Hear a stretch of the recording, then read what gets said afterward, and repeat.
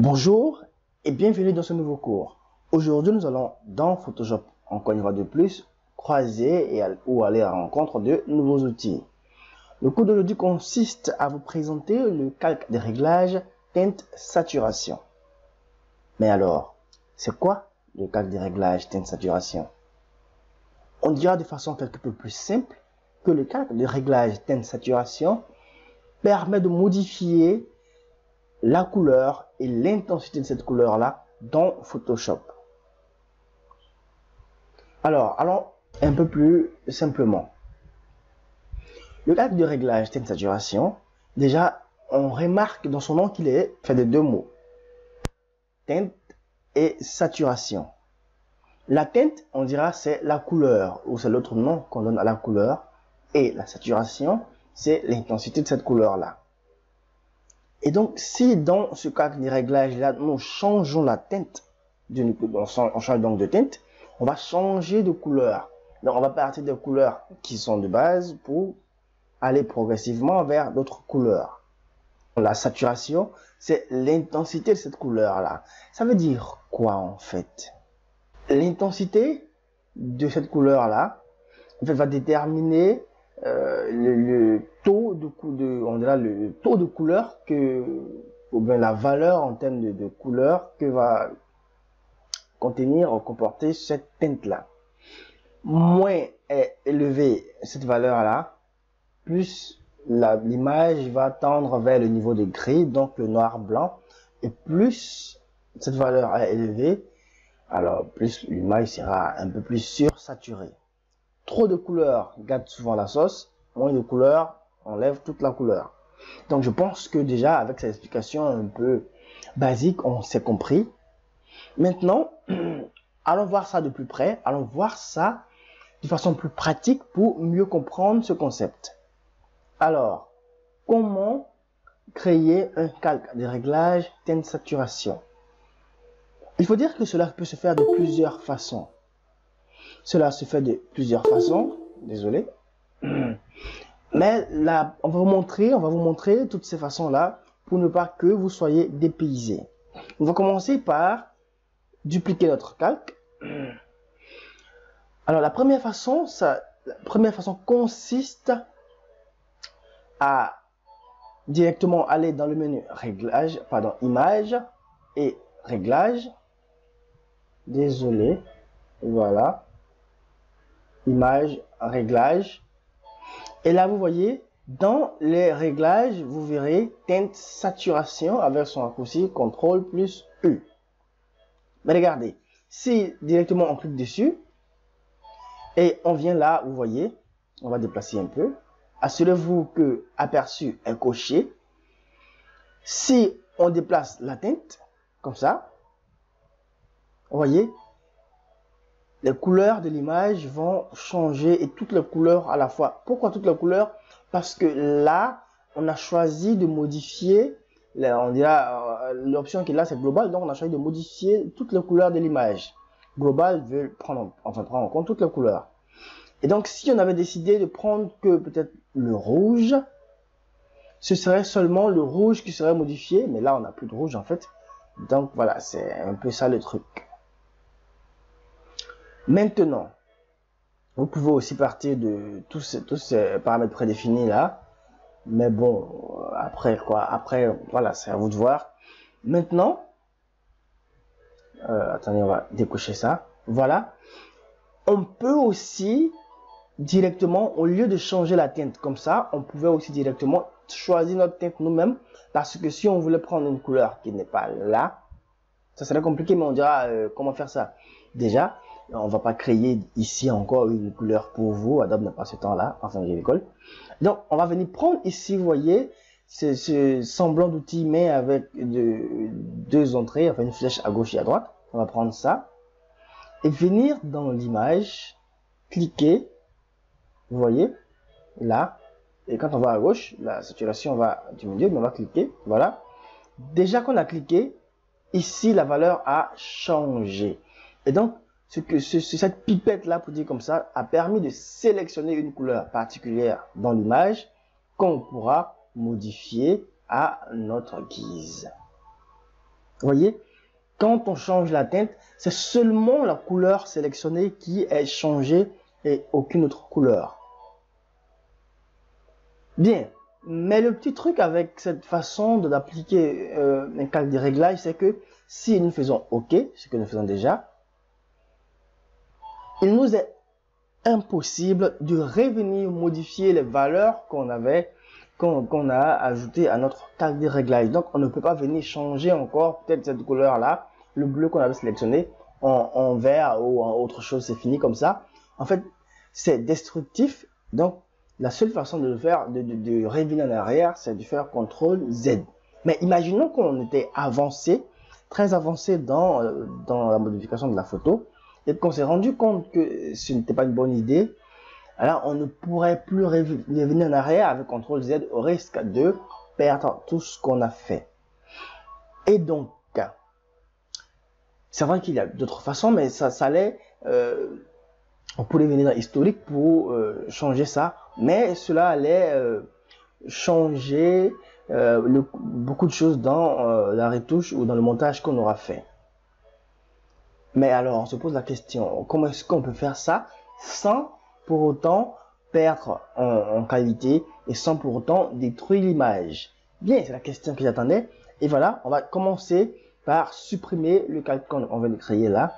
Et on va vous dire encore qu'il y a deux façons de faire ça sans rendre ou sans détruire l'image. La première façon, c'est on va commencer par dupliquer le calque, de convertir ce calque-là en objet dynamique. Vous pouvez faire clic droit ici sur l'image et venir convertir en objet dynamique. Alors, qu'est-ce que ça signifie convertir un calque en objet dynamique? En fait, le calque qui était ici, qui était simplement une image, va devenir une sorte de dossier ou de groupe qui va contenir des filtres qui seront appelés filtres dynamiques. Et là, ces filtres-là seront placés dans un autre document, même si vous ne le voyez pas d'ailleurs, ça sera dans un autre document. Et donc, lui ici, il sera l'ensemble de ce document-là. Cela veut dire que on peut, si on le veut, modifier tous les éléments qui seront dans le document-là. C'est un peu trop bizarrement dit, mais voyez. Ici, nous allons revenir ajouter un calque de réglage teinte saturation. Voilà. On va décider par exemple de changer le vert. Non, le cyan, voilà, c'est encore mieux. On va changer ça comme ça. Bah, voilà. On dira ça comme ça. On va saturer légèrement ou désaturer, ça sera mieux. Voilà. On pourra revenir aussi toucher le vert. Pourquoi pas. Voilà. Je pense que là maintenant on est bon. Voilà. Et là on fait OK. Vous voyez ici le calque, il est le filtre, on dira le réglage qu'on a fait de teinte saturation, il est apparu là. Alors que dans le premier exemple, il n'était pas là parce que regardez déjà, le calque, il est d'une certaine façon déplié et on voit ce qui se trouve à l'intérieur. Et on a la teinte saturation qu'on peut modifier à n'importe quel moment. Pour le modifier, il faut double-cliquer dessus et ça va ouvrir ça. Vous pourrez le modifier. On dit mais c'est cool, non? Oui. Aussi une particularité avec les objets dynamiques, c'est que nous pouvons accéder à leur contenu en double-cliquant sur la vignette. Et vous voyez, on est revenu là et on a notre image, on dira de base. Vous voyez, donc on pourra ajouter d'autres choses ici, on pourra modifier l'image là. Regardez, c'est un nouveau calque qui s'est créé, calque 1.psd. Donc on pourra venir là, faire tout ce qu'on veut, enregistrer en faisant CTRL S et on reviendra dans notre image ici. Tout ce qu'on aura fait là-bas apparaîtra ici. Comme j'ai dit, c'est une sorte de groupe ou de dossier qui va contenir ou qui peut contenir d'autres éléments. Bien. Et donc maintenant, on va enlever tout ça. C'est vrai qu'on a vu que c'est beau, mais on va voir une autre façon de le faire et c'est quelque peu plus intéressant et ça nous permettra de faire une petite révision de nos cours passés. Bien. Pour cela, on n'est pas obligé, c'est vrai, même s'il faut, faire une copie du calque pour la sécurité, ici, on n'est pas obligé de faire ça. On va créer un calque de réglage. C'est ce qu'on avait dit déjà en titre de cette leçon. Toutes les images que nous allons utiliser ici sont téléchargées de unsplash.com. Je vous enverrai le lien en description de cette vidéo pour que vous puissiez les télécharger aussi pour vous, voilà, pour la pratique si vous le voulez. Si vous avez d'autres images aussi, vous pouvez les utiliser. Ça dépend de vous. Bien, on va créer un calque de réglage. Mais où ça se trouve? Dans Images encore? Non. Cette fois-ci, c'est différent. Il y a un panneau dédié au réglage qui s'appelle Réglage. Voilà. Donc, dans le panneau Réglage, là, on l'a vu en présentation de l'interface, il y a les calques de réglage. Aussi, on peut accéder à ces calques-là en venant là. Bon, on va directement déverrouiller, on va dupliquer, c'est mieux, voilà. En venant ici, dans le, vous voyez le petit rond avec deux couleurs blanc, une couleur, en fait, divisé en deux, en blanc-noir. Voilà, on va avoir aussi accès à ces calques-là. Mais bon, c'est pareil, donc on viendra ici, tout près n'est pas loin, c'est ce qu'on dit chez nous. Donc ici, on va créer le calque-là, et vous voyez, il y a plusieurs calques. Nous, on va s'occuper pour l'instant du calque des réglages teinte saturation. Bien, vous voyez, ici, dans la barre d'historique, dans propriétés, les propriétés de ce calque-là vont apparaître. Ce qui est bien déjà. Et là, vous voyez, ça ressemble d'une certaine façon au panneau, enfin, à la petite fenêtre qu'on voyait. Mais là, c'est encore plus, on dirait, mieux placé, esthétique. Bon, j'exagère un peu. Bien, maintenant, regardez. On voit tous ces réglages-là. Mais on se demande, mais c'est quoi la différence entre ça et l'autre? Regardez très bien, ici, dans la zone de calque, il s'est créé un nouveau calque. Regardez. Et il s'est créé devant ou juste après ce calque-là, un masque de fusion. Oui, quand on crée un calque de réglage, il y a la vignette de calque qui vient d'abord. Et ensuite, il y a la vignette du masque de fusion. Donc là, on a un masque de fusion qui est créé avec notre calque. Je rappelle qu'on peut le supprimer ou le garder comme ça. Mais pour l'instant, on ne le supprime pas, on le garde. Bien. Alors, venons faire 2-3 petites modifications. Déjà, nous savons que si nous changeons la teinte, ça va changer la teinte globale. Donc, ça va changer toutes les couleurs de cette image. La bonne nouvelle avec ça, c'est qu'on peut toujours réinitialiser ce qu'on a fait. Donc, enfin, revenir à 0 avec la flèche qui fait ce semblant de tour là pour dire revenir en arrière. Voilà. On peut revenir en arrière et puis voilà, annuler tout ce qu'on avait fait. N'est-ce pas cool? C'est cool. Bien. On peut aussi décider de coloriser. C'est là, coloriser. Ça, on va cocher ça. Et quand on le décide, ça va directement changer la couleur globale, mais globale sera plus disponible. On va maintenant, à notre guise, changer tout ça si on veut.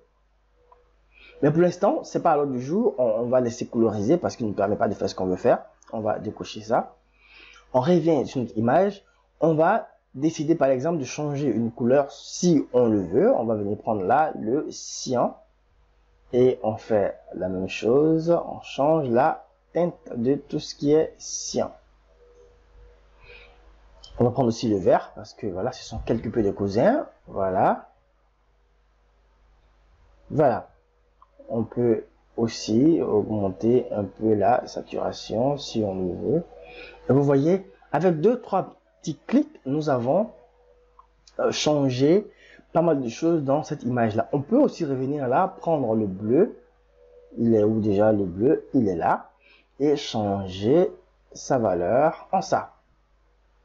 Donc vous voyez ici, il s'est créé un calque qu'on peut masquer, pouvoir avant et afficher, pouvoir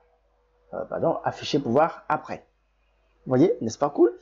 C'est encore plus simple. Et là, si on décide que ce qu'on a fait c'est n'importe quoi, on vient, on supprime le calque. Bien, maintenant, passons à une autre image pour découvrir d'autres façons d'utiliser le calque de réglage teinte saturation. Venons là. Ici, on s'est dit, waouh, c'est les yeux, c'est l'œil des qui? La question reste toujours posée déjà. On va zoomer. Et donc là, avec ce calque de réglage là, on peut, si on le veut, changer la couleur de, voilà, on va dire de ça, on va colorier l'œil de la personne là. N'est-ce pas cool? Essayons. Bien, pour faire cela, il faut commencer par créer un calque de réglage teinte saturation ici.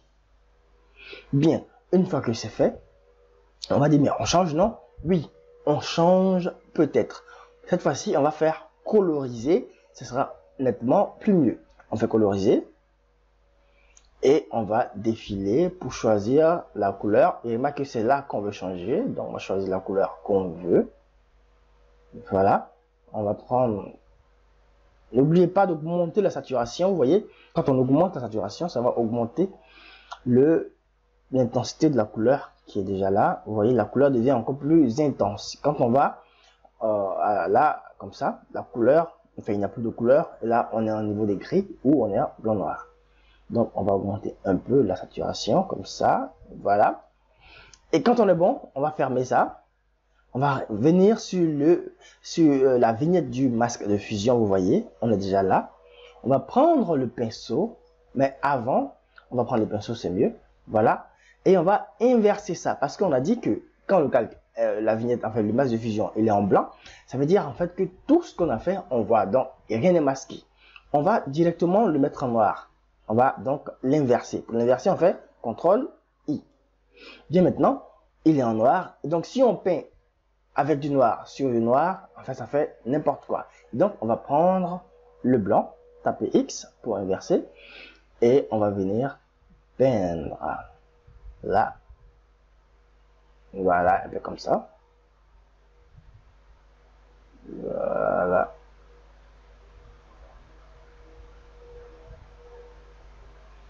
On va venir peindre dans ça. N'oubliez pas, si on fait une gaffe, on repasse au noir et on revient passer dessus. Bien, maintenant, on a dit, c'est tout? Non, ce n'est pas tout. On peut créer autant de calques de réglage, teinte saturation, pas forcément ça, qu'on veut. Donc ici, comme il s'agit de teinte saturation, on va créer plusieurs calques de réglage, teinte saturation. On va créer un autre. On va faire coloriser. On va changer la couleur. On va prendre une couleur. On va augmenter la saturation d'abord. Voilà. Le rouge, pourquoi pas? Bon, on prend le rouge. Donc, on fait quoi? On inverse le masque de fusion. Voilà. On prend le pinceau déjà là. On va au blanc. On fait X. Et là, on va venir ici. On va venir peindre. Voilà. Voilà. Bien. Voilà. Donc, on peut, si on a autant de calques de réglage, les sélectionner et les grouper en faisant CTRL G.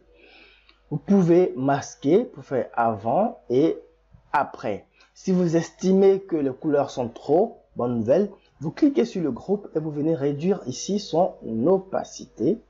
Voilà. Voilà, comme ça. Et là, on ne sentira pas trop. Voilà, le changement de couleur. Vous pouvez mettre n'importe quelle couleur. Tout dépend de vous.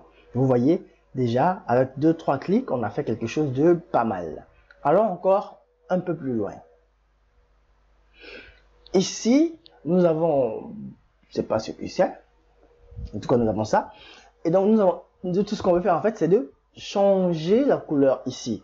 On dira que dès que le couteau a coupé ça, j'espère que c'est le but, dès que le couteau a coupé ça, ici, en fait, c'est la mauvaise partie, donc c'est pas mûr ou c'est pas encore prêt.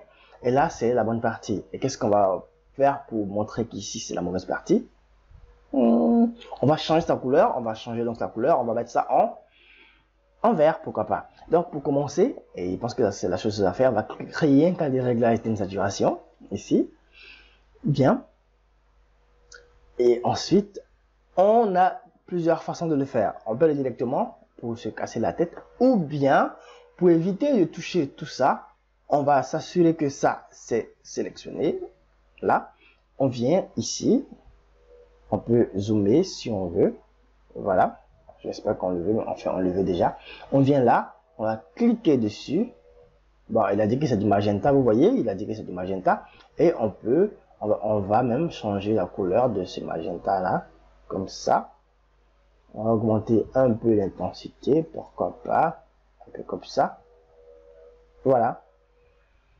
Au vert. Et si vous voyez qu'il y a d'autres parties là que vous voulez changer, libre à vous de les changer, mais bon, vous savez déjà comment faire.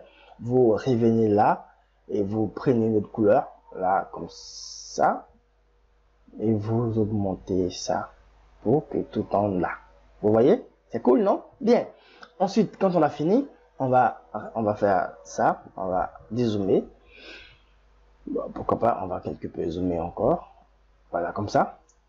Et là maintenant, cette partie-là, bon, elle reste comme elle est. C'est celle-là qu'on veut changer. Mais puisqu'elle est la plus petite partie, on ne va pas passer notre temps à passer, comment dire ça, à se promener sur les grandes parties. Alors, on va inverser, là encore, le masque de fusion.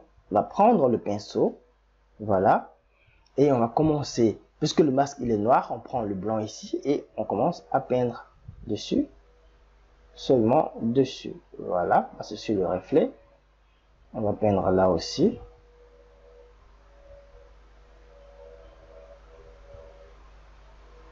Voilà. Si vous n'êtes pas précis, ce n'est pas grave. Le plus important, c'est de toujours essayer. La précision n'est pas une histoire d'un jour. Si vous avez cependant une tablette graphique, ça sera encore plus facile pour vous de, voilà, de faire cela. Avec votre souris, vous allez galérer, mais bon, on est tous passés par là. Ça va. Vous pouvez quand même aboutir au même résultat. Il suffit juste d'être patient. Voilà, c'est déjà le mot, patient. Vous pouvez aussi grossir comment dire ça, la taille de votre forme, de votre pinceau si vous voulez, pour pouvoir aller un peu plus vite. Voilà, donc, voilà en quelques clics ce que nous avons fait déjà. On est passé de là à là.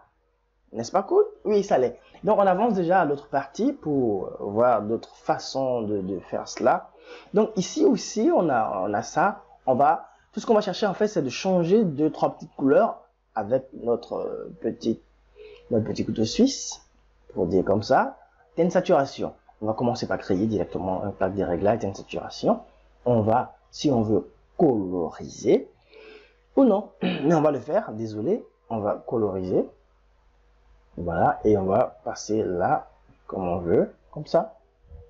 Pourquoi pas? N'oublions pas d'augmenter ça, la saturation. Et voilà, on va voir. Ici, on peut voir encore, on met on va avant et après. Donc, on a vu, c'est pas mauvais. Voilà, comme ça. Donc, quand c'est bon, on revient ici encore et on fait toujours CTRL-I, puisqu'on veut changer seulement un seul élément. On va zoomer là. Voilà, comme ça. Ensuite, on reprend notre pinceau. Le masque de fusion, pardon, il est en noir. Donc, on prend le blanc et on va commencer à peindre sur ça seulement. Je rappelle que vous pouvez faire une sélection. Si vous pensez que c'est compliqué pour vous d'être précis, vous faites une sélection avec l'outil de sélection de votre choix. Bien sûr, étant sur la vignette du masque de fusion, donc sur le masque de fusion, faites une sélection et vous pouvez peindre maintenant. Vous passez dedans pour, voilà, être quelque peu plus précis. Voilà. Une fois que c'est fait, c'est fait. On peut aussi dire, d'accord, puisqu'on est là, on a déjà zoomé, on va créer encore une nouvelle teinte saturation, calque de réglage. Donc, on va coloriser, garder la saturation là comme ça. Là, pourquoi pas. On va maintenant décider de changer 2-3 petites couleurs. Là, ça passe quoi? Au vert. Là, le vert ici, il est pas mal. Voilà, on peut décider de plus le saturer, ça dépend de nous. Voilà, c'est pas la belle couleur qui existe, mais c'est bon. Déjà, on fait CTRL encore I. On va prendre notre pinceau qui est déjà sélectionné. On va venir directement passer dessus, on va peindre. Voilà. C'est que là, on a dépassé un peu. Il va falloir être précis, il va falloir zoomer pour mieux détecter le contour, pour éviter de toucher ce qu'il ne faut pas. Voilà. Voilà. Et voilà. Maintenant, si on a fait un peu n'importe quoi, tout ce qu'on fait, on prend le pinceau en noir, on passe ici, là, comme ça. Voilà, pour enlever les parties qui dépassent. Bien, les deux, ça suffit pour vous présenter ce qu'on a fait. Vous voyez, déjà, on est parti de là pour changer la couleur de ces éléments-là. Je trouve que c'est cool. C'est déjà, ça vous permettra de faire pas mal de choses, en tout cas, dans vos retouches, dans beaucoup de choses. Vous verrez, vous m'en donnerez des nouvelles, là. Et donc, on viendra là. On a encore des choses à voir, et non. Bien, ici, ce qu'on veut faire, en fait, c'est de, comment dire ça, mettre, comment dire, un peu l'accent sur quelque chose. Donc, c'est d'essayer de donner plus de saturation ou d'intensité à la zone de cette image-là, donc à ce jeune homme-là, voilà, dans ce paysage-là. Donc, la première chose à faire, c'est de prendre l'outil lasso, en tout cas l'outil de sélection, d'augmenter le contour progressif parce que ça va nous aider, et de venir faire une sélection, pas forcément une sélection, bon déjà moi je vais arrêter ça, je vais refaire, voilà, j'ai dû faire un peu n'importe quoi, voilà, pas forcément une sélection précise, ou bien sélection que du sujet, non, il faut, voilà, juste le faire comme ça. Quand on le fait, vous voyez, on a dit qu'on pouvait créer dans le cours précédent, un masque de fusion à partir d'une sélection. On peut aussi créer un calque de réglage à partir d'une sélection. Et là, c'est le même principe avec le masque de fusion. La partie sélectionnée sera en blanc, et la partie qui n'est pas sélectionnée sera en noir. Tout ce qui est en noir, la partie qui ne sera pas vue. Donc on revient là, on clique. Vous voyez, dans la vignette ici, le blanc, c'est la partie où se trouve le jeune homme, et le noir, c'est la partie en fait qu'on n'a pas sélectionnée. C'est cool, non? Donc cette partie-là sera pas modifiée. Regardez, on va changer, pourquoi pas, on va augmenter simplement la saturation. Vous voyez, le petit il est quelque peu, voilà, on va laisser là comme ça. On va exagérer, mais ça peut vous montrer. Voilà, on reste là. Si on pousse un peu trop, vous remarquerez la limite. Vous voyez, vous remarquez la limite. Je dis pas que c'est déjà le plus beau, mais comment faire pour éviter de voir cette limite là parce que c'est quelque peu dégueulasse. Bien, pour cela, vous voyez dans propriété, toujours dans teinte saturation, dans la fenêtre de propriété, il y a la vignette ici de la teinte saturation et la vignette ici du masque de fusion. Regardez bien. Vous cliquez dessus sur le masque. Puisque le masque il est fait à partir d'une sélection, on va augmenter le contour progressif de cette sélection là. On vient là, on augmente le contour progressif. Augmenter jusqu'à ce que la limite, le trait net disparaisse. En tout cas, jusqu'à ce qu'il ne vous dérange pas. Non, là, il est un peu trop rentré dans le petit. Voilà, un peu comme ça. Bien, on ne le voit plus. Maintenant, on peut fermer ça. Donc, vous voyez, voilà. Voilà avant. Et voilà après. On a donné un peu plus de... Voilà, un peu plus de couleur à la partie où se trouve le petit. Donc, quand on regarde en fait l'image, c'est la partie voilà, qui frappe directement à l'œil. Voilà, parce que c'est ce qu'on voulait dire à celui qui regarde. Voilà, regarde ça, c'est ce qu'on veut que tu vois, en premier en tout cas. Bien, donc on va revenir ici. Là, on va voir la super voiture. Ici, le principe est le même. Si on pouvait décider de changer quelques 2-3 petites couleurs, ça dépend de nous. On pouvait dire, on va diviser la couleur là en deux. Ici, une couleur de base, enfin la couleur originale, et là, une autre couleur. C'est le même principe. On dit oui? Oui, c'est le même principe. Donc, on va créer un cadre de réglage teinte saturation. Là, on va décider de coloriser, pourquoi pas, ce sera nettement mieux. On pouvait le faire ou on pouvait directement se passer de coloriser pour faire ça. Tout dépend de vous. Voilà, c'est vous qui décidez, vous pouvez faire ça. Déjà que c'est fait, on va plus casser la tête, on va augmenter la saturation. Voilà, je pense qu'il est bon. Bon, c'est exagéré, mais c'est quand même ça. Voilà, on peut pousser ça là, non. Bon, voilà, là on est bon. Une fois que c'est fait, on va décider de zoomer. Voilà, on va zoomer un peu. Comme ça. Voilà. Voilà, on a zoomé.